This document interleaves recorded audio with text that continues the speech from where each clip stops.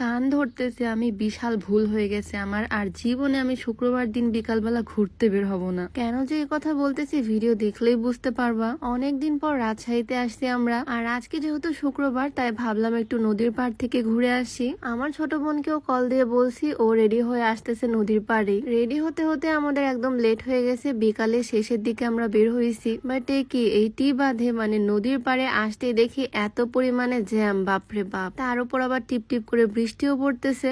আশেপাশে যানজট দেখে মনে হচ্ছে আজকের দিনে আমি কেন বের হলাম ভাই। জাস্ট দেখো এই জায়গার অবস্থা। আগে আমি সপ্তাহে 2-1 বার এই জায়গাতে আসতাম। নদীর পাড়ে ঘুরতে আমার ভীষণ ভাল লাগে, বাট আজকের ভিড় দেখে তো আমি পুরাই অবাক। বড় গেটটা একদম খুলে দিছে আর উপরে শুধু মানুষ আর মানুষ, রাস্তায় শুধু গাড়ি আর গাড়ি। এত মানুষের ভিড়ে নদীর পাড়ে গিয়ে হয়তো আমি বসার জায়গাটাও পাবো না। ভিড় ঠেলে ঠুলে ঢোকার ইচ্ছা আমার নাই, তাই এখান থেকে এখন যাচ্ছি আইবাঁধের দিকে। রাজশাহীতে এরকম 2টা নদীর পাড় আছে, একটাতে যখন দেখলাম এত ভিড় আমরা চলে আসলাম অন্যটাতে। এখানে মানুষজন কম আসে সেজন্য এখানে আসলাম, এটা একটু দূরে হয়ে যায়। এই জ্যামের কারণে 50 টাকা রিক্সা ভাড়া 120 টাকা দিতে হয়েছে। এখানে নামতে আমার কিউট একটা ফ্যানের সাথে দেখা হয়ে গেল। আর তারপর যাচ্ছি সামনের দিকে, এখানেও সেম অবস্থা, জ্যামের কারণে রিক্সা আমাদেরকে আগেই নামাই দিছে। হেঁটে হেঁটে আসলাম এই গেট পর্যন্ত। এদিকে আফিয়াও চলে আসছে, ওর সাথে দেখা হয়ে গেল এখানে এসে। বাট এখানেও ভিড় কম না, সবাই আজকে বের হয়েছে শুক্রবারের দিনটা একটু ঘুরে বেড়াতে। আসলে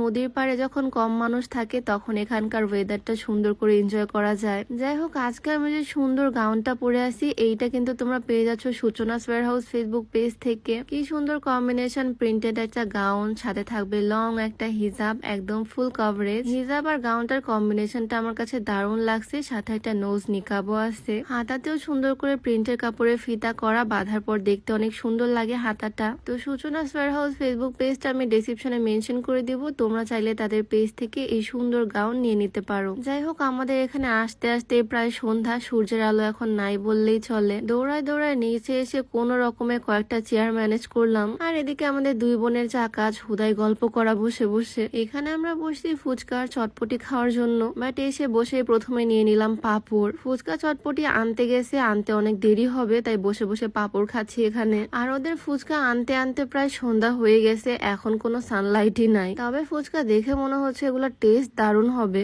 আপন নিয়ে আসলো ফুচকা, আর এদিকে সে নিয়ে চলে আসলো চটপটি। এখানে এত পরিমাণে ভিড় যে ওয়েটাররাও কাজ করে না, নিজেদেরকে সেলফ সার্ভিস নিতে হয়। নিজেরা দোকানে গিয়ে দাঁড়িয়ে দাঁড়িয়ে ওয়েট করে করে তারপরে এই জিনিসগুলো নিয়ে আসতে হয়। কিন্তু মজার ব্যাপার হচ্ছে অন্যদিন এই কাহিনীগুলো হয় না, অন্যদিন তারা নিজেরাই এসে বললে আপা কি খাবেন। বাট আজকে এই যে শুক্রবার এত এত ভিড়, তারা ভিড়ই কন্ট্রোল করতে পারতেছে না। তো এখানে বসে আমাদের ফুচকা চটপটি খাওয়া দাওয়া করতে একদম সন্ধ্যা পার হয়ে গেল। এখানকার বিল পে করাও শেষ। এখন ভাবতেছি আমরা এখান থেকে যাব কোথায়, কারণ একে তো শুক্রবার যেখানে যাব সেখানে এরকম ভিড় পাবো সেটা আমার জানা কথা। এখান থেকে যাওয়ার সময় একটা সি ফুডের দোকান দেখলাম, তাই ও এখান থেকে আমাকে কিছু চিংড়ি মাছের বড়া কিনে দিল। বড়া বলে নাকি ফ্রাই বলে, যাই হোক এই জিনিসগুলা। তারপর আফিয়ারা উঠে গেল একটা রিক্সায়, আর আমরা উঠবো আরেকটা রিক্সায়, যদিও যাব সেম জায়গাতেই। আফিয়াদের রিক্সা আগে গেল, বাট কিছুক্ষণের মধ্যে ওদেরকে ওভারটেক করে ফেলছি। রাতের রাজশাহীতে না এমনিতে এরকম রিক্সা করে ঘুরতেও ভীষণ ভাল লাগে। যাই হোক, আমরা রিক্সা করে আগে আগে উঠতে উঠতে এসে দেখি আফিয়ারা আগে এখানে চলে আসছে। শুক্রবার দিন এখানে ফুটপাতে বাসন কোসনের দোকান বসে, যেগুলোর দাম তুলনামূলক অনেক কম হয়। আমি ভাবতেছি এখান থেকে কি নেওয়া যায়, দেন এই ঝুড়িগুলো চোখে পড়লো, ছোট ছোট কিউট কিউট ঝুড়ি, 2টা আমি নিয়ে নিছি এখান থেকে। এগুলোর মধ্যে আমি স্কিন কেয়ার প্রোডাক্ট রাখতে পারবো, দেখতে ভীষণ সুন্দর লাগবে। 20 টাকা দাম মাত্র এগুলোর। জিনিসের দাম কম, ফুটপাত থেকে নিলে বা সমস্যা কি। বাজারের দোকানগুলোর তুলনায় অর্ধেক দামে এখানে জিনিসপত্র পাওয়া যাচ্ছে। আর ভিড়ও কিন্তু বেশ ভালোই, অনেক মানুষ এসে ভিড় জমাইছে এই 10 টাকা 20 টাকার জিনিসগুলো নেওয়ার জন্য।